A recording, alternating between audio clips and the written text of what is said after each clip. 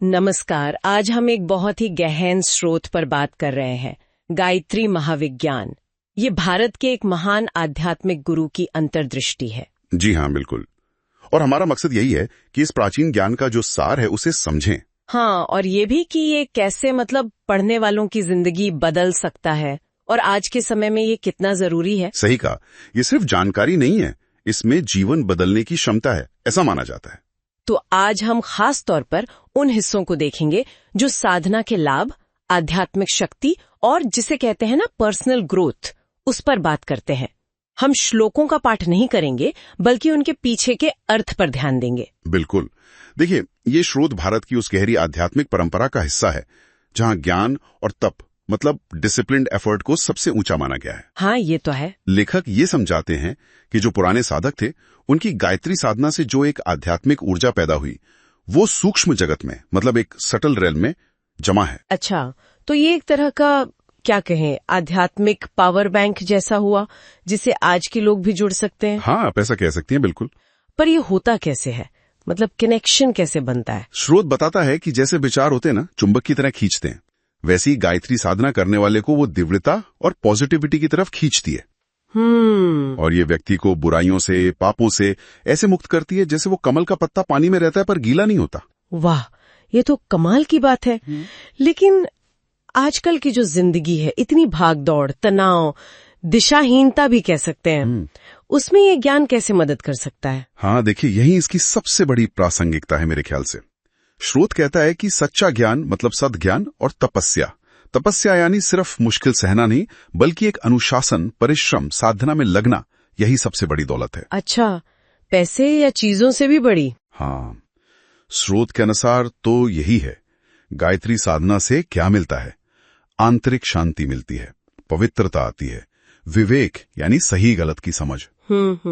और ये चीजें आज की मुश्किलों से लड़ने के लिए जो हमारे अंदर के साथी है ना, विवेक, धैर्य, साहस, कोशिश करने की हिम्मत, उन्हें मजबूत करती हैं। ये तो हुई अंदर की बात, आध्यात्मिक लाभ। पर कई लोग सोचेंगे कि भाई, इससे मेरी नौकरी में, मेरे परिवार में, मेरी सेहत में क्या कोई फर्क पड़ेगा, सांसारिक जीवन में? हाँ, बिल्कुल। ये सवाल बहुत स्वाभाविक है और स्रोत इसका जवाब देता है। वो कहता है कि गायत्री उपासना से आत्मबल बढ़ता है। आत्मबल, सेल्फ कॉन्फिडेंस जैसा? उससे भी गहरा, एक अंदरूनी शक्ति जिससे साधक परमात्मा के करीब महसूस करता है, पर साथ ही ये दुनियावी फायदे भी देता है। जैसे कामों में हिम्मत आती है, स्थिरता, अपने कर्तव्य निभाने की लगन, जिसे कर्तव्य निष्ठा कहते हैं, यहाँ तक कि धन समृद्धि, लोगों का सहयोग मिलना और अच्छी सेहत। अच्छा। पुस्तक में असल में 8 तरह के बलों के विकास की बात कही गई है। Health, knowledge, wealth, friends, reputation, cleverness, courage और आत्मबल, एक होलिस्टिक डेवलपमेंट। ये तो बहुत व्यापक है, 8 बल। इसमें एक और चीज का जिक्र है, विराट दर्शन। ये क्या है? विराट दर्शन का मतलब है पूरे ब्रह्मांड को, हर चीज को ईश्वर का ही रूप समझना, गायत्री का ही रूप समझना। हर चीज को, पेड़, पौधे, इंसान, सब? हाँ, सब कुछ। ये भावना जब साधक में गहरी होती है तो उसे ईश्वर की सर्वव्यापकता का अनुभव होता है। वो हर जगह है। इसका क्या असर होता है? सीधा असर ये होता है कि गलत काम करने की इच्छा ही कम हो जाती है। जब हर जगह ईश्वर ही दिख रहा है तो पाप कैसे करेंगे? और इससे एक अक्षय आनंद, कभी ना खत्म होने वाली खुशी मिलती है। तो क्या कोई भी ये साधना कर सकता है? शुरुआत कैसे करें? इसमें शुद्धता पर बहुत जोर दिया गया है। तन, मन, कपड़े, जगह, आजकल ये सब मेंटेन करना भी तो एक चुनौती है। हाँ, ये सवाल भी मन में आता है। स्रोत कहता है कि शुद्ध मन, श्रद्धा और निष्ठा ये जरूरी है। अगर ये है तो कोई भी नियमित उपासना कर सकता है। और अगर कोई भूल हो जाए, मान लीजिए शुद्धता में कोई कमी रह गई? देखिए, शुद्धता पर जोर तो है, लेकिन किताब ये भरोसा भी दिलाती है कि अगर उपासना में अनजाने में कोई भूल हो भी जाए तो उसका कोई नेगेटिव असर नहीं होता। अच्छा। हाँ, गायत्री को माँ की तरह बताया गया है, कल्याण करने वाली, दंड देने वाली नहीं।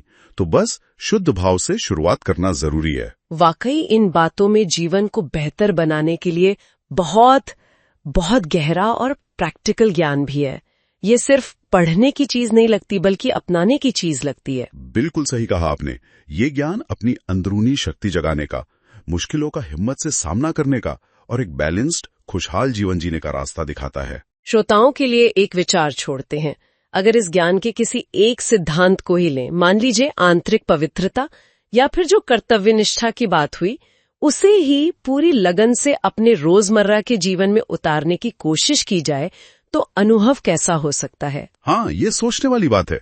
और जो लोग इस ज्ञान को और गहराई से जानना चाहें, वे गायत्री महाविज्ञान पुस्तक को ऑनलाइन ढूंढ सकते हैं। आसानी से मिल जाती है। ये यकीनन एक सार्थक प्रयास होगा उनके लिए जो जीवन में सकारात्मक बदलाव चाहते हैं।